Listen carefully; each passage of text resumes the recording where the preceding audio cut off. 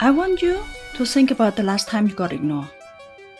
Perhaps you went for a job interview and you were waiting for an email that never came. Or you pitched an idea to a potential client. They nod politely as they listen along, but then complete silence. It feels like you are shouting behind a soundproof glass wall, doesn't it? Let me tell you a brutal truth about life. Being good is not enough anymore. You can have the best product, the best resume, or the best service, but you cannot break the pattern of the gatekeeper. You do not exist. But today, we're going to fix that because I'm going to tell you a story about a woman who was laughed out of Paris. She didn't have any connection. She didn't even have marketing budget. She was trying to fight in a man's world in 1946. People ignore her. But then she chose to do something so shocking, so physical. But those people had no choice but to accept her. And her name was Estée Lauder. And she is going to teach you how to break the glass wall that was holding you back. Let's dive in.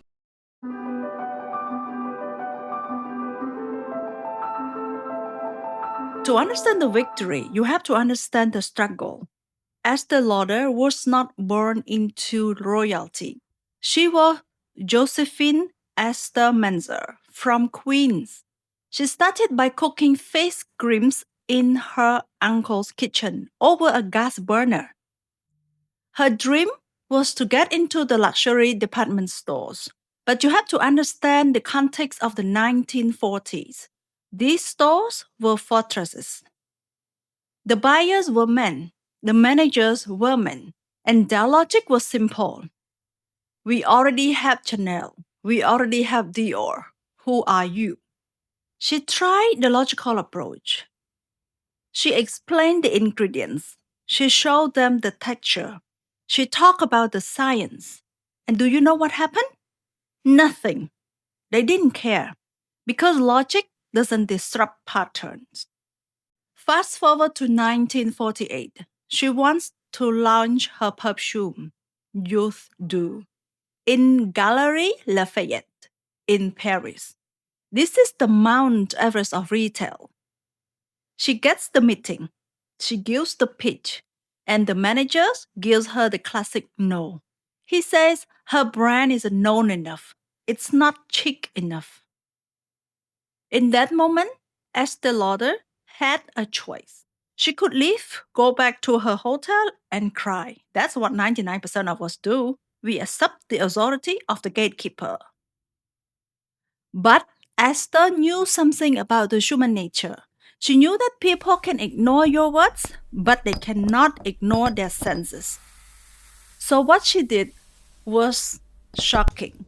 She walked into the middle of the sales floor and accidentally smashed a massive bottle of Youth Dew on the ground. It was not a spill, it was an explosion of scent. A rich, spicy, amber fragrance filled the entire department store. And then magic, biology took over. The customers stopped what they were doing. Some even stopped halfway through the walk. They followed their noses. They surrounded her, asking, "What is that? Where can I buy it?" The manager was watching the entire thing unfolding. He saw the crowd and then he realized the demand was real and he placed the order on the spot. Okay, let's pause the history lesson and let's talk about you. Why did that strategy work for Esther? Why was your strategy failing? It works for her because she moved from explanation to demonstration. When you were explaining your idea to your boss, your client, or your investor, you're usually in an explanation mode. You're trying to beg them to believe that you are great. But Esther knew that asking for permission was weakness. They put you in a weak position.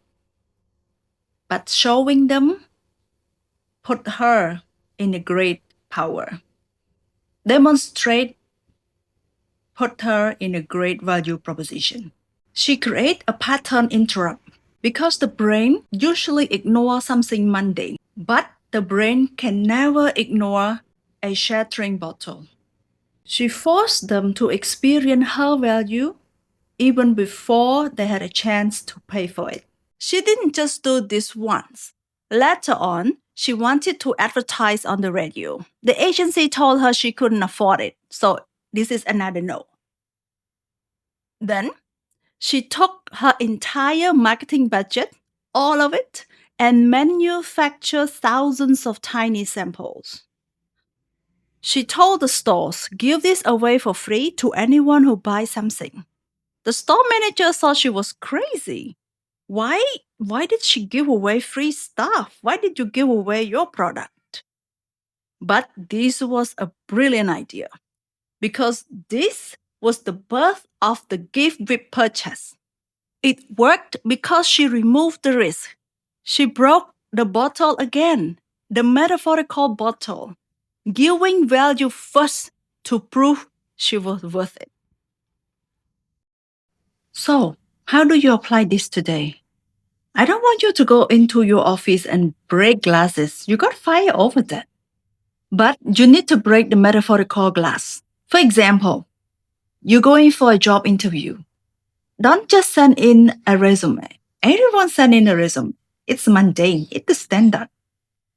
Send them a mock project for the company. Instead of telling them you can do it, show them how you do it. Send the mock project to the HR or line manager or even the CEO. This is how you demonstrate your skills instead of just telling them. Or you want to ask for a raise. Instead of just bringing inflation, document the benefit you have made for the company, amount of dollars in the sales you have produced, and put it in the folder, put it on the table, and then you can negotiate the raise. Or if you are a content creator, instead of telling people why they should follow you or watch you, start creating high-value clips that can help them solve their problem in 5 steps or less. This is how you break metaphorical glasses. The world is full of people waiting for a yes. But Estée Lauder did not wait for permission because she knew that quality speaks louder than permission. So my challenge for you this week is simple. Stop arguing your case. Find a way to demonstrate your value. Make the value so loud, so undeniable that people have no choice but to accept it. I am Sokong. Go break some glass.